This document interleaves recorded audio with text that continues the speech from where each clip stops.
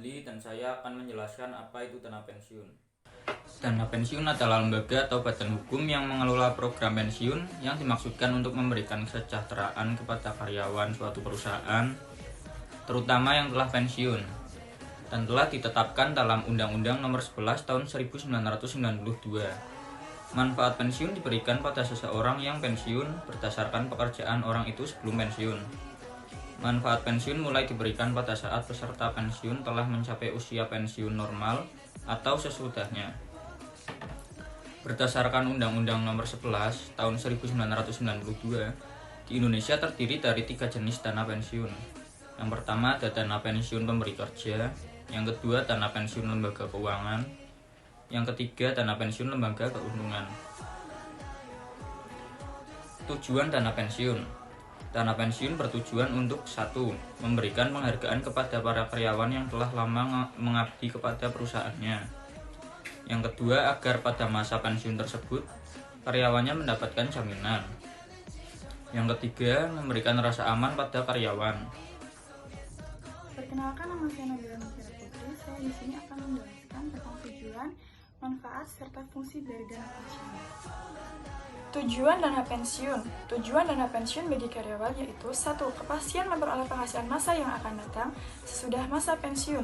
2. Memberikan rasa aman dan meningkatkan motivasi untuk bekerja. Sedangkan tujuan dana pensiun bagi lembaga pengelola dana pensiun yaitu 1. Mengelola dana pensiun untuk mendapatkan keuntungan, karena iuran dana pensiun dapat dimasukkan dalam kegiatan investasi. Kemudian, turut membantu menyelenggarakan program pemerintah. Lalu, manfaat dari dana pensiun itu sendiri yaitu 1. Dana pensiun sebagai penyambung hidup di masa tua atau sebagai bekal pensiun. Kemudian yang kedua yaitu dana pensiun sebagai pengeluaran untuk modal usaha di masa pensiun. Kemudian fungsi dari dana pensiun yaitu pertama, fungsi dari dana pensiun bagi karyawan. 1. Menjamin kehidupan di hari tua. 2. Menunjang kebutuhan keluarga. 3. Dana warisan keluarga. Lalu yang kedua, fungsi dari dana pensiun bagi perusahaan yaitu 1. Bentuk apresiasi karyawan. 2. Meningkatkan citra perusahaan. 3. Mendorong motivasi karyawan. Dan yang keempat adalah memberi rasa aman bagi karyawan. Kemudian fungsi dari dana pensiun bagi penyelenggara dana yaitu 1. Memberikan jasa pengelolaan dana. Kemudian yang kedua, aktivitas bakti sosial. Dan yang terakhir adalah bentuk dukungan dari pemerintah. Nama saya mengenai Wintan Alis. Keunggulan dari dana pensiun. Yang pertama, dana pensiun dibebaskan dari pajak penghasilan. Yang kedua, iuran atau hasil pengelolaan kekayaan dibagikan kepada peserta atau ahli waris. Yang ketiga, biaya-biaya tetap relatif rendah. Yang keempat, untuk mengurangi risiko kematian atau kecelakaan dapat dipertanggungjawabkan dengan asuransi jiwa. Yang kelima, manfaat pensiun dapat dinikmati secara berkala bulanan selama masa umur hidup. Yang keenam, dana pensiun memiliki tabungan dan asuransi dan pensiun. Kelemahan dari dana pensiun yang pertama, yayasan dana pensiun kurang profesional. Yang kedua, arahan investasi kurang jelas dan kurang konsisten. Yang ketiga, investasi pada aktiva tetap kurang produktif. Yang keempat, arahan administrasi keuangan kurang dipersiapkan dengan baik. Yang kelima, manajemen statistik kurang peduli terhadap perbaikan manfaat pensiun. Yang keenam, banyaknya pengelolaan terlena dengan kenaikan laba aset yayasan dana pensiun. Perkenalkan, nama saya Raditya Ardiansyah.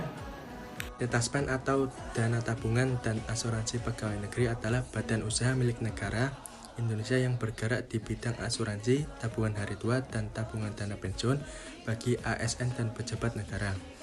Pada lembaga ini terdapat 4 produk, diantaranya JKK, jaminan kecelakaan, JKM, jaminan kematian, pensiunan, dan THT, tunjangan hari tua. Nomor 1, JKK dan JKM. Ini berdiri pada 1 Juli 2015 khusus ASN aktif selain TNI, Polri, dan Sipil. Nomor 2, pensiun dan THT berdiri pada 17 April 1963 bersamaan dengan berdirinya PT Tasmen. Data jumlah kepesertaan yang dikelola pada wilayah kerja Pekalongan yang aktif 52.099 data, sedangkan yang pensiun 57.683 data. Terus wilayah kerja yaitu diantaranya Kabupaten Pekalongan, Kota Pekalongan, Kabupaten Batang, Kabupaten Pemalang, Kabupaten Tegal, Kota Tegal, dan Kabupaten Brebes. Persyaratan pengajuan pensiun pertama PNS sendiri, klaim otomatis SP4A 1, formulir permintaan pembayaran, fotokopi SK pensiun dan SK asli tembusan taspen, asli surat keterangan penghentian pembayaran, pas foto sendiri dan istri atau suami 3x4, fotokopi KTP atau identitas pemohon yang masih berlaku, fotokopi buku tabungan pemohon, fotokopi NPWP, surat keterangan kuliah untuk anak usia 21 sampai 25 tahun apabila masih terdapat tunjangan anak usia di atas 21 tahun. Perkenalkan, nama saya Rahmanaya Syakila. Apabila penerima dana pensiun telah meninggal dunia, maka hak dapat diajukan oleh ahli warisnya yang terdiri dari suami atau istri, kemudian anak dan orang tua. Dana pensiun dicairkan setiap tanggal 1 dengan syarat telah melengkapi data pengajuan sebelum jatuh tempo pada tanggal 1 pegawai tersebut pensiun. Pegawai tersebut dapat mengajukan di tanggal 1 sampai 31 pada bulan sebelumnya. Dana pensiun didapat sesuai dengan pangkat dan golongan. Golongannya terdiri dari 1, 2, 3, dan 4. Paling rendah golongan 1 sejumlah 1,6 juta dan golongan 4 5 juta. Itu paling tinggi.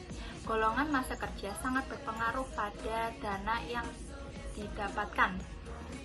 Sumber dana pensiun didapat dari pengangsur premi dengan iuran untuk pensiun di sebesar 4,75 juta, sedangkan tunjangan hari tua atau THT sebesar 3,25 juta. Pengambilan dana pensiun disesuaikan dengan mitra bayarnya. Bank Mitra Taspen ada 12, yakni ada Bank Mandiri Taspen, Bank BRI, Bank Jateng, Bank BNI, Bank BSI, Bukopin, Bank Wori Saudara, Bank BTN, Pos Indonesia, dan lain sebagainya.